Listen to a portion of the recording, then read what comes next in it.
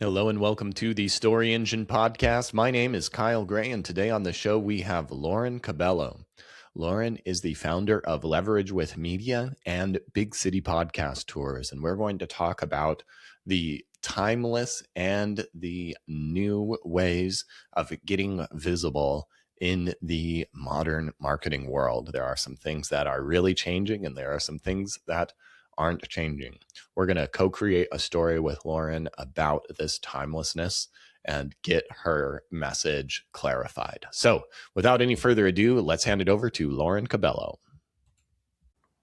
Lauren Cabello, welcome to the Story Engine podcast. Thank you so much for having me, Kyle. I am excited to have you. You are a master of visibility and getting people seen in the right places. And we've got some new things in your world to talk about today. But before we get into the real goodness of the episode, I'd love for you to introduce yourself. Can you tell us a little bit about who you are and how you're showing up in the world today? Yeah, so my name is Lauren Cabello, and I am the founder and CEO of Leverage with Media PR. Prior to starting Leverage with Media PR, I was a TV personality on national television. So I was on the Today Show, Good Morning America, Dr. Oz and Rachel Ray, and started my agency because I hired many bad PR agencies in the past.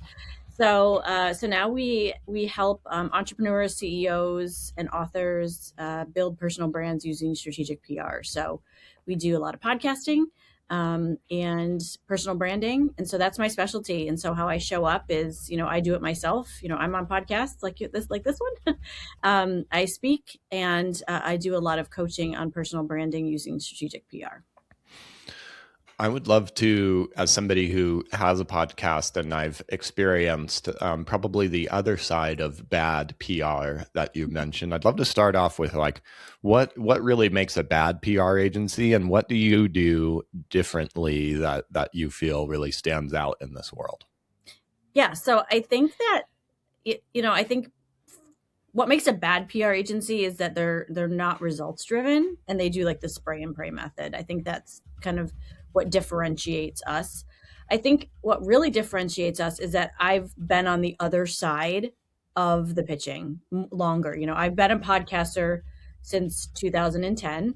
So I've gotten the pitches, right? I still have a podcast, and that's been out of commission for a year, and I still get pitched by publicists. Mm-hmm. Do you not see that I haven't had an episode in a year? Like, are you checking how, are you looking at things? And not the personalized approach to understanding what does PR need to happen in order for your client to be building their personal brand. I think, we specialize in brand building. And so when you're looking at, how do you show up in the world? This is a world of visibility. And how do you show up in the world? I want to make sure all of our clients show up exactly the way that they need to sell their product, to build their business, to create what they want to create. And so we need to be strategic about it. So I think when it comes to publicists, I think there's a lot of great PR agencies out there. I think that what sets our agency apart is I think like a lot of our clients. Like, I've been on that side. I've been the client before. I've run the 7-figure companies. I've hired the PR agencies. I know what makes me happy as a client. And so I really have instilled that in our publicists of how do we make our clients happy. I've also been pitched, and I know what looks terrible. So I think that kind of sets us apart more than most, not just about like how we're pitching, but about the mentality behind why we're doing what we're doing. Absolutely. I've certainly had my fair share of that, and for a long time, I honestly found like a lot of the pitches to just be low quality outreach, but also very often low quality people. I've had some strange things happen. I'm sure you've had similar or maybe even stranger things. I've had people through PR agencies come onto my podcast, and they're driving a car with their headphones in, expecting to do an interview with me as they're going on a drive somewhere. We had a guy on one of our clients' podcasts show up without a shirt on once. Wow. We didn't think we had to put that in the briefing document, like be fully dressed. Like, there's things like that happen. And then, yeah, a lot of the times I've just seen the outreach be At least sometimes they mention that they've seen an episode. Sometimes I like it when they leave a review or something. I know that that's not possible all of the time, especially with the spray and pray. If you're sending out 100 emails in a day to pitch somebody. But one of the things that I find most of the agencies are missing is that they're aware that I have an audience and they want to add value to my audience, but they're not really aware of me as a podcast host or what I want or what I need. And like, I'm the one investing into this show. And so they don't really try to position it as much of a win for me as a win for my audience. And I find that to be a little bit tone deaf as somebody who's thought about this in a lot of ways of I want to get on other people's podcasts and I know how hard of work it is. And I've done this with stages and summits and all other forms of things is you've got to be really aware of who's controlling the stage and what they need and speaking to them before adding value to the audience per se. 100%. And I think that especially when it comes to podcasting, I have a fully separate department.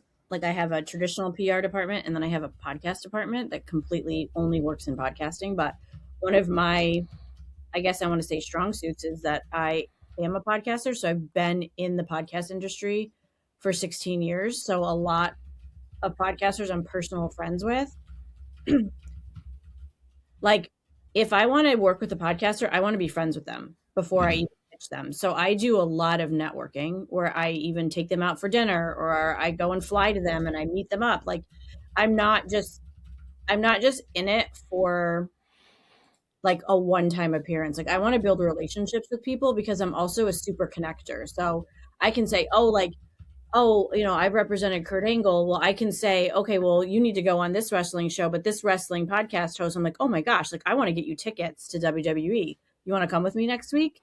Like I just want to pour value into everybody that I meet and connect people. So podcasting is a great way to do that because that's all we do is connect with each other. You got to go on this show. This person's got to go on this show. And it's such a small niche industry that as long as you're friends with people and they trust you, they're going to book you. And I have some podcasters that only work with our agency because they trust me and they trust our team because they know we're not just in it for them. Like we're in it to like help grow their company too and help introduce them to people that are going to help them grow their business. I think this is a great transition point into the new brand that you're working on, just based on the relationships and the personal elements that you described of big city podcasting. Can you tell us a little bit about this new approach and what you're hoping to do and achieve on top of Leverage Media? Yeah, so Leverage with Media, we do strategic. We do strategic PR, personal branding PR. We also do a lot of book tours. So if you have a book coming out, we do like nonfiction, entrepreneurial, leadership, self-help kind of book launches. Now we do a lot in podcasting as well, but it's kind of sometimes gets ignored in like the mix of the brand of that. So I started a second brand called Big City Podcast Tours. Kind of the biggest thing that's happening in podcasting right now is everybody wants to be in person and everybody wants to go on tour. And so there's hubs of places where podcasters are, like I would say Scottsdale, LA, New York, Miami. And so we're putting together, and we have been actually for the past couple of years specialized in-person podcast tours. So somebody can come and hire us for like 5 shows, 10 shows, 15 shows, and we'll get them in-person cities across the country where they can do, 5 shows in 1 or 2 days. And I mean, we're both, Kyle, you and I are both busy. Like we travel a lot. If we can head to a city and stay a day longer and do 3 or 4 in-person shows, it really helps us maximize our travel time too. And so we specialize in that. So we just launched that website actually earlier this week where people can go and book a podcast tour where we can, we even get them like a private car if they want to drive them around and really make it really white glove service for them. Amazing.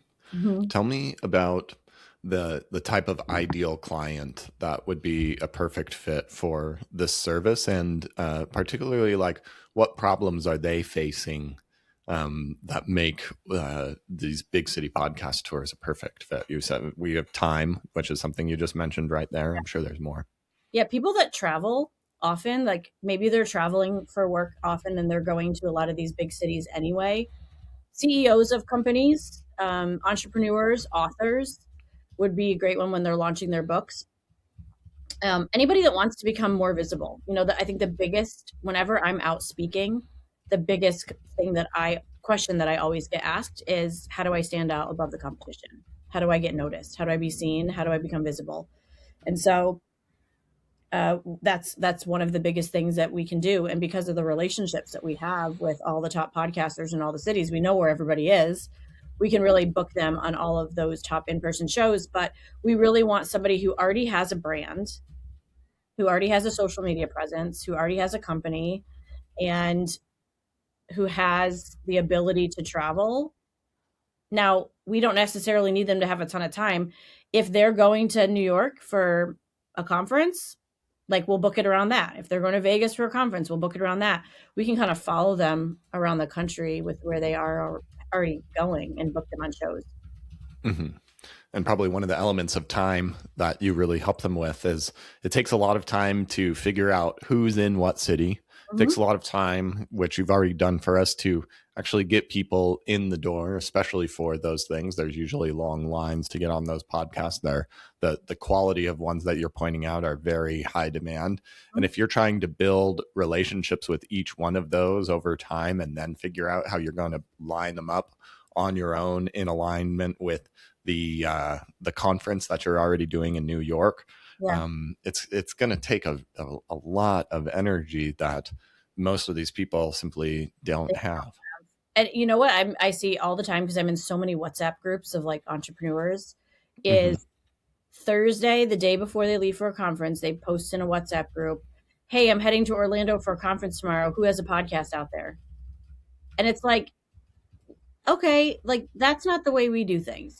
Like if you're going to be at a conference 2 months ahead of time, all these in-person shows are booking up really, months ahead of time. Sometimes you can get on last minute, but for the good ones, you want to get on the good ones, right? So let's do some planning, which us entrepreneurs and visionaries are typically not very good at. Let's just face it. So let our team handle it. And if you know your schedule ahead of time, then we'll make sure that you're all in a good place when you head there. It's just more, it's maximizing your time. And we already have the relationships and all of that. So, and it's a lot. I mean, even doing like 4 podcasts in one city in one day, it's a lot of work to coordinate everybody, where they're going to be. If you want a car, we set up the driver. You just literally have to show up and we take you from place to place and organize everything for you. Mm-hmm. Mm-hmm. What are they, let's dive in and drill down a little bit more on like being visible. This sounds very obvious, but I think there's complexity to this where these people probably do have maybe podcasts, social media, email lists, these things, but competition right now, the landscape's changing, it's getting harder. And I think there's something about getting noticed and the in-person effect of really developing relationships better. Can you break this down for us a little bit more? Yeah. So I really think that we're seeing a lot of the structure of how to become visible change. And the reason why is that I think everybody, I've been in this industry a long time, 19 years. So I was here at the start of MySpace. I'm 45. So like I was here at the start of MySpace. And then I saw the start of Facebook. And then everybody was starting a blog. I was one of the first bloggers in 2006. I was one of the first mommy bloggers. Everybody was starting a blog and everybody was starting a newsletter. And then everybody was making it big on Facebook. And then everybody started, a newsletter and a podcast. And I've seen the trends. And right now the trend is everybody is starting an in-person podcast. Everybody's starting a podcast and everybody's chopping those up for social media. And everybody's trying to go viral on social. So to kind of become visible, you also have to step out of the trend and you have to do something a little bit different. And so what I'm saying is let's go back to what has always worked, which is we can buy attention and visibility from social media. We can buy millions of followers. We can buy 1 million followers on Instagram today. and suddenly be, have 1 million Instagram followers. We can buy attention. What we can't buy is earned media. What we can't buy is AI visibility in AI search results. Those are things we can't buy right now. Those are things you Mhm. literally have to earn. And so the ways that you have to earn that visibility right now, and it's making people show up when people are actually searching for these types of services, is number one, is going back to earned media, is going back to traditional television, is going back to print, because those are the things that are showing up in like the LLM models, right? When people are searching, I want a publicist, I want a book publicist. I've spent the past year and a half with LLM development so that my agency shows up first, right? Through earned media, through articles, and through podcasting. So where everybody's pushing and kind of going with this trend of I want to be visible and I want to be on social media because that's where everybody else is. In order to really stand out, you need to show up in search results. It's no longer Google. It's ChatGPT, it's Claude, it's Gemini. You need to show up in places where you can't buy the attention. The Today Show, it's CNBC, it's Schwab, it's Bloomberg, it's big podcasts, not the podcast that you're paying for, that everybody knows that you're paying for. It's actually like really good, authentic podcasts, and then chopping those up for social. That's how you're becoming like authentically visible right now, and not and showing up in those search results and actually getting customers. So I'm always like thinking a few years ahead of like, okay, everybody's doing this right now. What's the next thing that people are going to be doing? And like we're seeing with like 90s TV commercials and things like that, I see people going back to like traditional media extremes because you can't buy those. Like if you buy a Today Show segment, it's like millions of dollars, Mhm. but it still gives that added credibility because when a client comes in my door, I want them to be trusted before they even walk in a room. Mm. I want them to be trusted before they hop on that stage. They're not going to be trusted by showing up on a Joe Schmo podcast with 100 listeners, but they will be trusted if I can get them on CNBC or on the Today Show or on CNN or on Schwab in their peer group. They do have an established trust factor, or in the New York Times, right? So that's what I try to focus on when it comes to visibility, not going with the flow, but what comes after that flow and how do I make them really stand out to their peers and to the people that are actually going to take out their checkbook. Mm. Beautiful.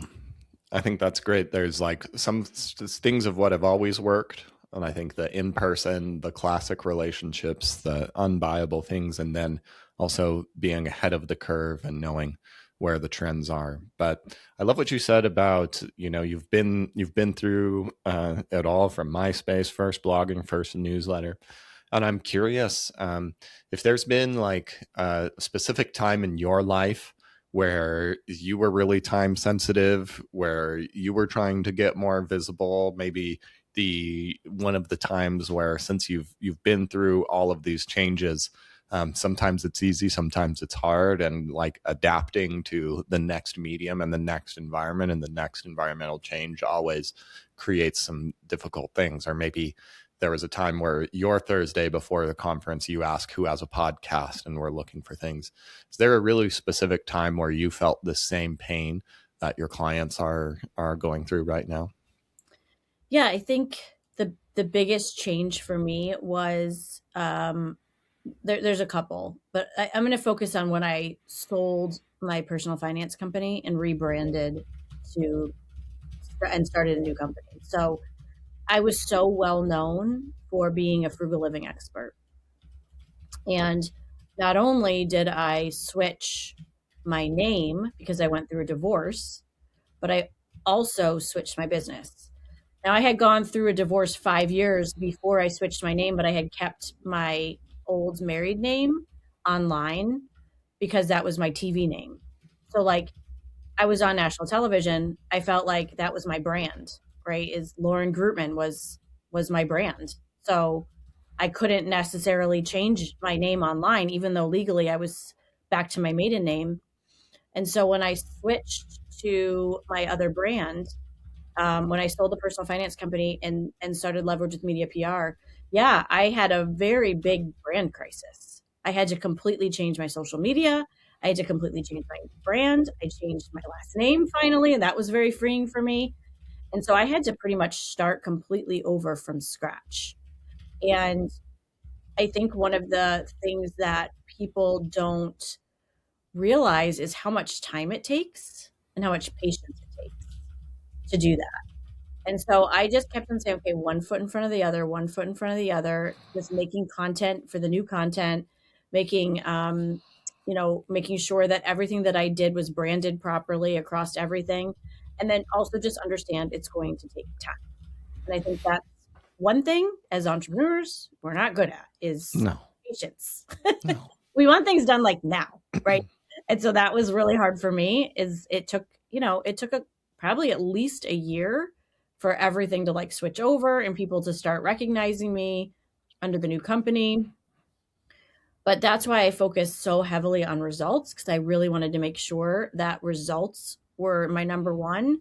But I think you'll appreciate this, Kyle, is that it wasn't like I went from like being a personal finance expert on television and starting like a dog cleaning company or like something completely unrelated. Like a part of my story is still that I was a personal finance expert, and because of all of the struggles that I had had hiring publicists and understanding my brand is why I started Leverage. So it's still a part of my story. And so I think it was people were able to bridge that gap a little bit faster because it was still a part of the story. It wasn't like, oh, you went from this to this. That doesn't make any sense. Like it was still a part of the story. I think a lot of people undervalue those things, and we overvalue our results and our what we know and what we've done because we become high achievers. But then the fact, like, that it took a lot of struggle for you to build up this personal finance brand, and you had to make a lot of mistakes and have a lot of challenges along the way. And a lot of people would naturally think like, oh, well, that's not. I don't want to talk about when I struggled or when I failed or all of these things. That's not what people want to hear, but that is what made you stand out and different. One of my greatest people that I work with a lot of health and wellness practitioners. And one of the things that really made me stand out to them was not the success that I've had in writing and speaking and all of these things, but it was the fact that I've worked with an autoimmune condition and dealt with the health things and had to be lost in the same struggle that they want to help their clients with. And for a long time, I was certain that that was the worst thing ever to happen to me. But through this process of branding, of rediscovering myself, of positioning myself, I found that the thing that was once the worst thing about me was actually my unique advantage.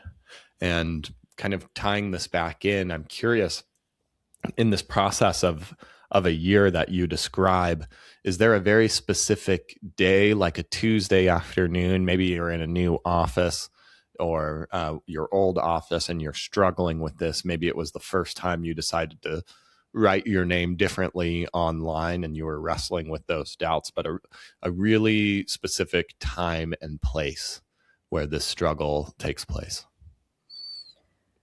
I sold my house. Oh, tell me more. Yeah, I sold the house that like I brought my kids up in. I sold it and I sat my kids down and I said, I just want to let you guys know I'm stepping down from television.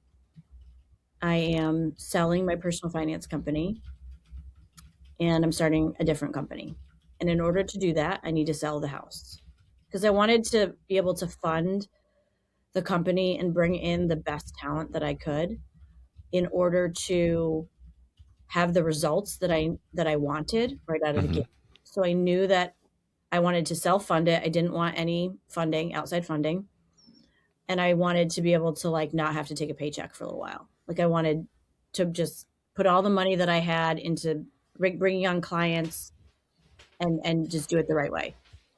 So I sat my kids down. I told them that. I said, but I want to promise you in 1 year, I will be $1 million company. Did I believe that at the time? Heck no. But I was putting it out there, to my kids.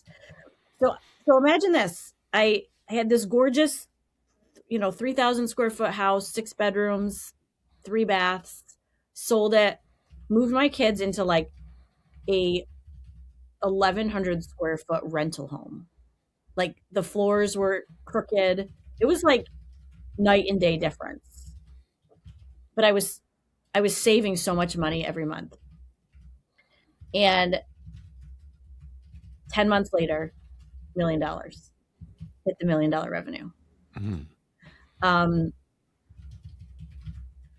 That moment was the moment. So I remember sitting in like the last night in the house that I had like brought all of my kids home from the hospital in, like, well, not all of them, the last two.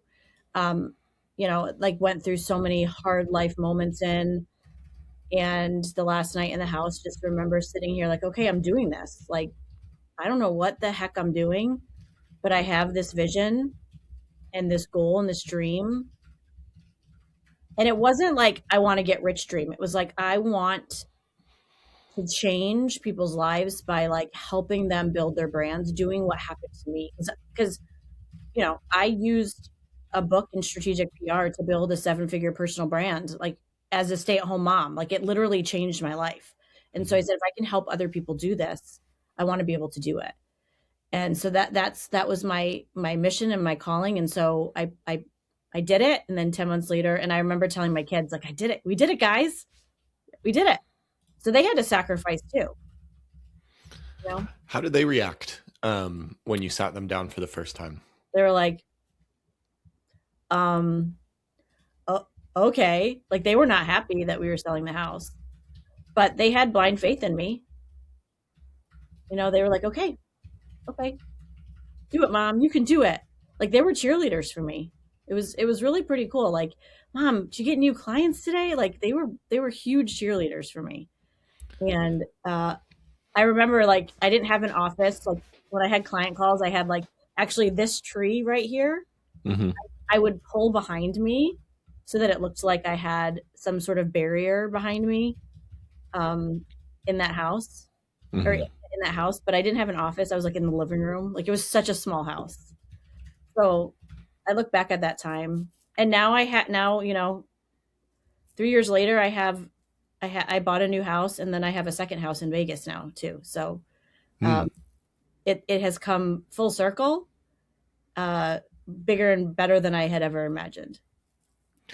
When you sat your kids down, where did you sit them down? They were in the living room. Describe the living room. It was a U sectional couch.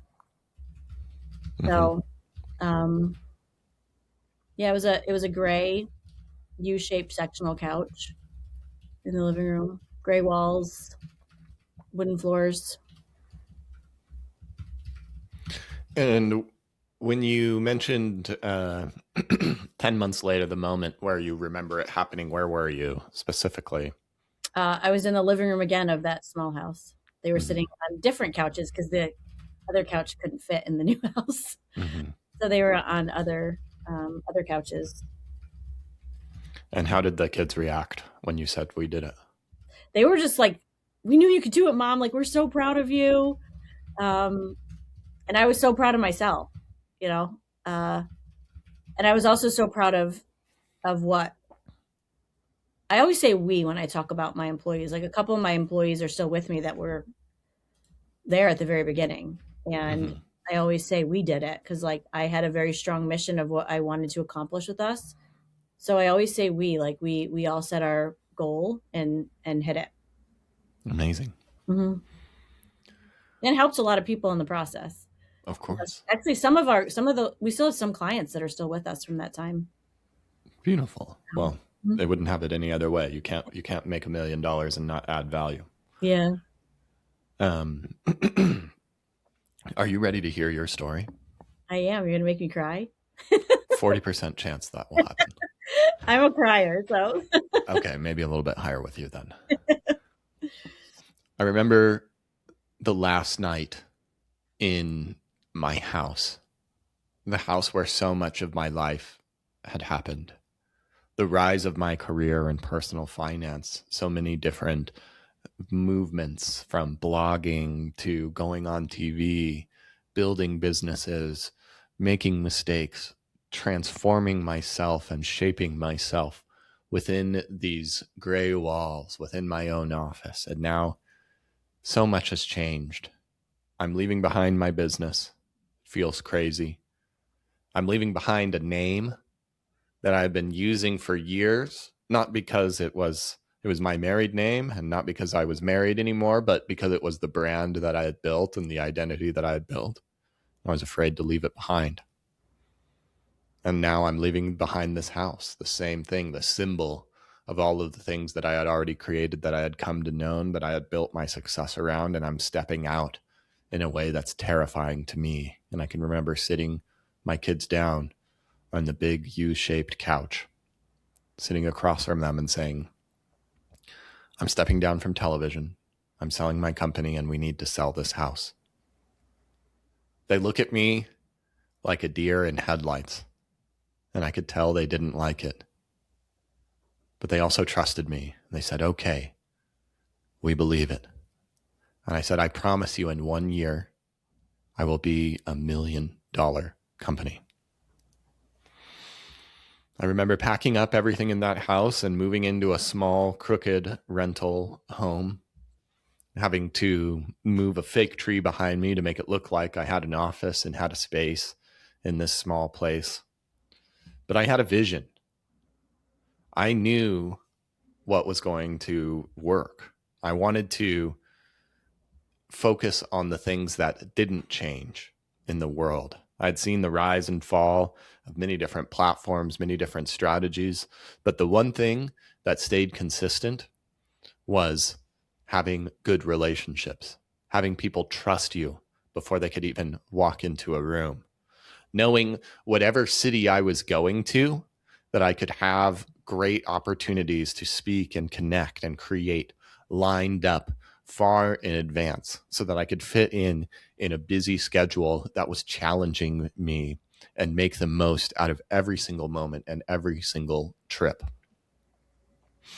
I started making sure that these relationships were much more about wins and partnerships and long-term things rather than just spraying and praying and getting as many visibility type things out there. I built this all into the foundations of my company, of my brand. And I can remember 10 months later, sitting on a different couch in this strange crooked house and seeing that number cross the $1 million mark for the first time. And I remember cheering with my kids, we did it, guys. They look back at me, stunned, happy, and delighted. We knew you could do it. We're so proud of you. I remember celebrating with my team, celebrating with my clients, knowing that we had made big value happen. Now, for me, this branding transition transcended a business, a home, my name, even a strategy to get visible again and to come in alignment with who I am. It may be different for you. You may be on the precipice of a new offer, a new vision, or simply wanting to get what you know has been in your heart for so long in front of as many people because you know you have magic. And the same thing stays true. While there's a lot changing in the world and there's a lot of what we think is important to make you visible, the most important thing is having good relationships and knowing that wherever you're going and wherever you're traveling to, there's going to be an open door of a big name, a big partner, a big collaborator that's excited to build and create with you. And this is exactly what we are putting into every single person that we bring on to Big City Podcast Tours. So good. Thank you. So good. Wow. Can I have a transcript of that? Absolutely. So good. Wow. I love that. Good. Have you told that particular story or something like it before on stages? Not in that way. Yeah. It's fun. A lot of us, like I said before, we have a hard time relating to our own moments and like curating them because we're so immersed in them. I have the same problem with my stuff, and so it's always a delight to help people discover themselves and their brand and their message, especially experts who have been in this for a long time in a lot of different mediums in a lot of different ways. So I'm really honored to have had you on the show and been able to serve you and add value to you today, Lauren. Yeah, thank you so much. Beautiful. To wrap things up, do you have any closing thoughts for us today? And where can we go to learn more about Leverage with Media and Big City Podcast Tours? Yeah, I think that what you just did is so valuable for anybody that, even wants to get started in branding and telling their story, because you have to be able to. I always say that like we're too close to things, right? Like you can't see them because you're trying to read like too close. So you even just did it to me. Like it takes some time and somebody else to look at your story and your branding in order to get the perspective of that. Um, and so I appreciate that you just did that for me, and I hope that other people can see that talent in you so that they can work with you too, because that's something that is beyond valuable, even before coming to work with somebody like us. You know what I mean? Like that would be helpful if everybody went to work with you before they came to work with us. Because that, just being able to communicate on air is so important. Um, and so I think, I'll just leave people with the final words, which, if you don't tell your story, somebody else will. And so I think that it's really important for anybody, if they have any business out there or if they want to be getting into business, to craft that story well. And so that's what strategic PR does. And so if people want to find me, they can go to leveragewithmedia.com or bigcitypodcasttours.com. They can find me on Instagram under Lauren_Cabello. And they can book a call with me right on any of those appointments. I meet with everybody personally because that's one of my favorite things to do is to talk branding and to talk goals. So I don't hire that out. You get to meet with me one-on-one. So would love to chat with other people's goals and see how we can help them achieve them. Amazing. Lauren Cabello, thank you so much for joining us today on the Story Engine podcast.